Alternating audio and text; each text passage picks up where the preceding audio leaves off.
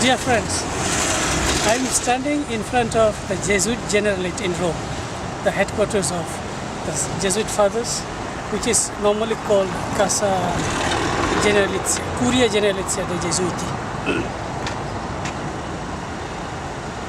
As we know, the Jesuits were the ones who have done so much for the Catholic Church. The general with his council lives here. There are also Indian Jesuits who are working in the Generalate. Some of the Indian bishops who come from northeast, some of them do stay also here. The Jesuit library, as I told you, is one of the best. The archival section is a gold mine of information about not only the history of the Jesuits, but also the history of the Catholic Church. The archive is open to research scholars, both secular and religious. I had the opportunity of visiting the Jesuit archive here. I went through some of the manuscripts, especially dealing with our situation in Shillong.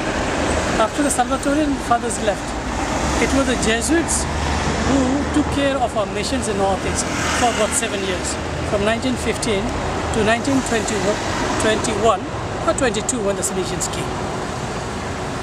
As we know well, the Salvatorian fathers left Shillong in 1915. Soon after that, the Salvatorian sisters also were packed off.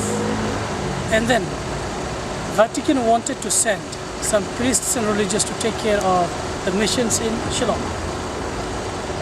The immediate choice was on the Jesuits who were already in Calcutta, the Belgian Jesuits working already in the Bengal mission. So the Vatican naturally asked the Archbishop of Kolkata to send Jesuit missionaries to Shillong, and that's how the Jesuits took care of the Assam mission, so-called Assam mission, from 1915 to 1922 when the Salesians came. Just at the entrance to the Jesuit Generalate is another beautiful church. I do not know if it is a basilica. This church is dedicated to the Divine Mercy. In fact, John Paul II dedicated this church to Saint Kowalska, the patroness of Divine Mercy. And as you can see there, there's a beautiful picture of Pope John Paul II and Jesus with that picture of Divine Mercy.